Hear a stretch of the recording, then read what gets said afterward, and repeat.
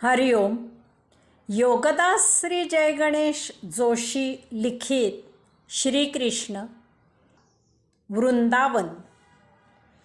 भगवंत श्री योगेश्वर श्रीकृष्णांनी आपल्या अवताराची चुणूक अनेक वेळा गोकुळवासियांना तसेच आपली माता यशोदा हिला दाखवली. त्यांच्या बालगोपाल सवंगड्यांनी श्रीकृष्णाच्या अचाट करणीची आणि पराक्रमाची प्रत्यक्ष डोळ्यांनी पाहिलेली हकीकत मोठ्या माणसांना सांगितली.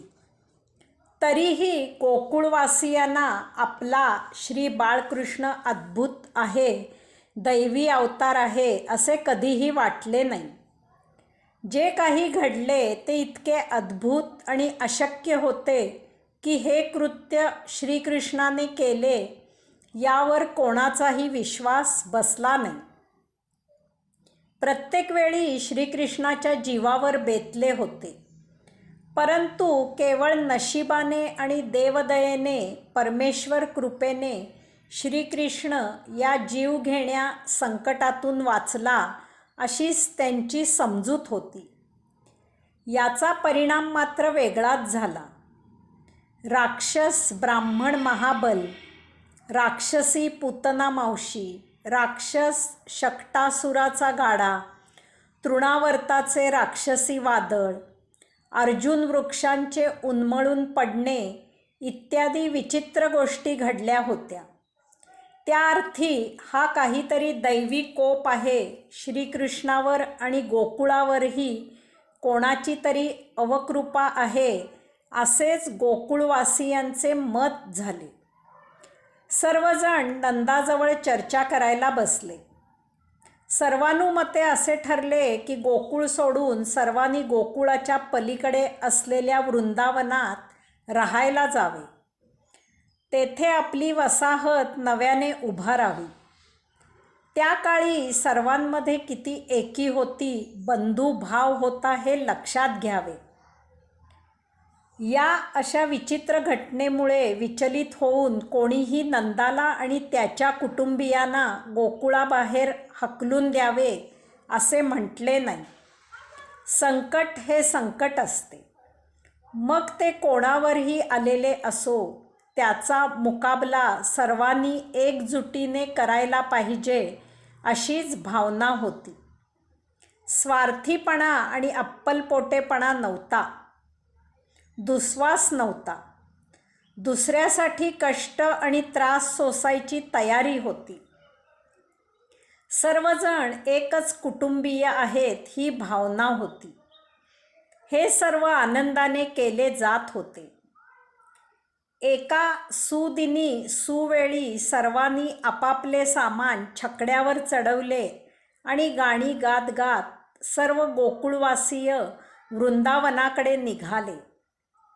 वृंदावन म्हणजे जंगल किंवा अरण्य नव्हते.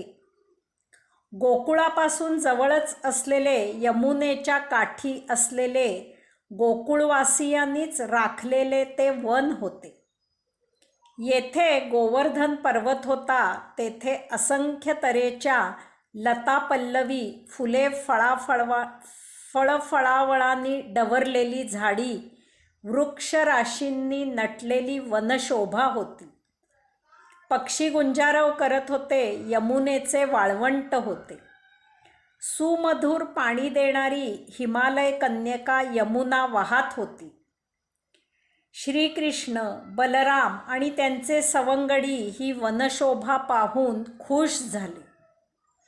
गोकुळवासियांनी सर्वांना एकमेकांची सोबत होईल अशी अर्धचंद्राकार रचना करून हळूहळू वृंदावनी टुमदार वसाहत स्थापन केली. तेथील निसर्ग सौंदर्याने सर्व हरकून गेले. यातच अहोभाग्य म्हणजे प्रत्यक्ष परमात्मा श्रीकृष्णाचा सहवास होता. शेतीवाडीसाठी मुबलक पाणी, गाईगुरांना भरपूर चारा, रानमेवा, वनऔषधी, निसर्ग सौंदर्य अशा प्रकारे सर्वस्वी सुबत्ता होती. व्यापारासाठी मथुरेची बाजारपेठ जवळच होती. दूध, दही, लोणी, तूप, धनधान्य याने घरे भरलेली राहू लागली. सर्वत्र सुबत्ता, आनंदी आनंद नांदू लागला. श्रीकृष्ण आता 5 वर्षाचा झाला होता. दादा बलराम त्याच्याहून 1 वर्षाने मोठा म्हणजे 6 वर्षाचा झाला होता. ते दोघे आपल्या सवंगड्या समवेत वनात गाईगुरी चारायला घेऊन जाऊ लागले.